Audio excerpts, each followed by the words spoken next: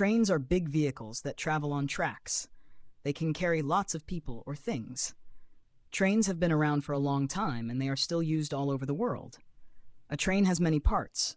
The front part is called the locomotive. It pulls all the other cars behind it. These cars are connected and can carry passengers or cargo like food, clothes, or toys.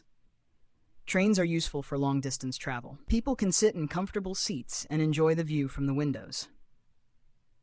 Some trains have special cars with beds for sleeping during overnight trips. Trains also help move goods from one place to another.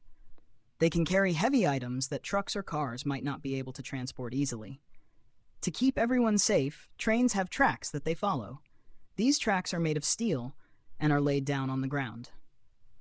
Signals and signs along the tracks help the train know where to go and when to stop. Trains make different sounds. They whistle when they approach stations or crossings.